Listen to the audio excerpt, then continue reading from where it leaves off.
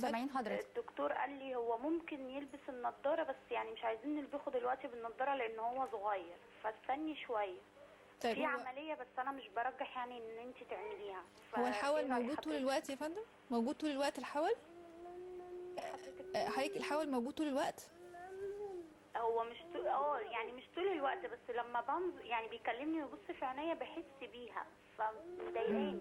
هي مش مأثره له حاجه على النظر. اوكي تمام. تمام. تابعينا مدام سالي. احنا زي ما قلنا بالظبط اي حد عنده حول لازم يتعالج. حضرتك بتقولي هي حول بسيط، هل ده حور؟ عشان احنا برضو عايزه اعرف الفرق بينهم. ما هو ده لازم بقى، يعني دي قصه تانية. فكره ان انا لازم افحصه فاعرف اذا كان ده حول كاذب، يعني هي بيتهيأ لها ان في حول ولا لا ده حول حقيقي فعلا. الحول الكاذب ده عباره عن رسمه عين، يعني شكل العين كده، ما فيش مرض يتعالج. لكن هي بتقول ان هي استشارت طبيب وقال لها في حول، بس انا ما رجحش العمليه دلوقتي. ولا النضاره امال ايه؟ ولا نضاره، لا يعني احنا لو محتاجين نضاره هنلبسها.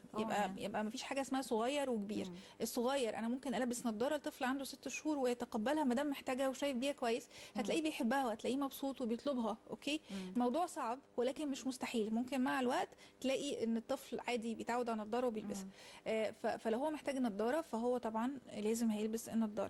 نيجي بعد كده لقصه الحول، ان هو لا يرجح ان هو يعملها دلوقتي، فيستنى لما يكبر. يعني الحول ده يا اما حول داخلي يا اما حول خارجي. احنا قلنا الحول الخارجي اكتر حاجه بننتظر عليها لغايه سن 4-5 سنوات، وبعد كده بنبتدي نعمل عمليه. فهو في وقت ان هو يعمل العمليه مفيش حاجه اسمها اصل هو صغير طب استنى لما يكبر شويه، ودي من الاشاعات اصل لسه صغير مش هيستحمل البنج. لا دي كلها شائعات خاطئه. اي حول لازم يتعالج، لو مش بيتعالج هيبقى بيتابع. لازم تحسي في بابنك انه في تحسن او بنتك انها فيها تحسن. لو هي مش ناحيه التحسن يبقى احنا خلاص هنلجأ للحل الجراحي. تمام. طب حضرتك ايه هو الماكسيمم ايج للطفل اللي ممكن نلحق فيه مشكله الحول لو في حول؟ هو ده سؤال كويس جدا جدا. يعني ليه بقى؟ لان هو يعني ما ينفعش الرد ليه رد مطلق ليه، يعني رد في وجه، يعني رد عام ليه. كل حاله بتختلف بالظبط. يعني كل نوع حول بيختلف. في اطفال صغيرين مثلا عندهم 6 شهور تيجي لي اقول لها لا النوع ده لا انا هعمله عند سنه. في النوع اللي هو الحول المتقطع ده اللي هو ساعات موجود وساعات لا، الحول الوحشي ممكن اقول لها لا طيب استني عند 4 سنوات. في حول وحشي ثابت طول الوقت اقول لها لا يلا تعالي نعمل له الاسبوع اللي جاي، وانا خلاص جربت معاها تمرينات وعملت كل حاجه ونضاره مفيش اي فايده. ساعات خلاص يبقى تعالي نعمل الاسبوع اللي جاي. فالرد المطلق فيه لا. احنا عندنا القاعده العامه ان اي حد عنده حول نبقى احنا استشارنا الطبيب وبيتعالج.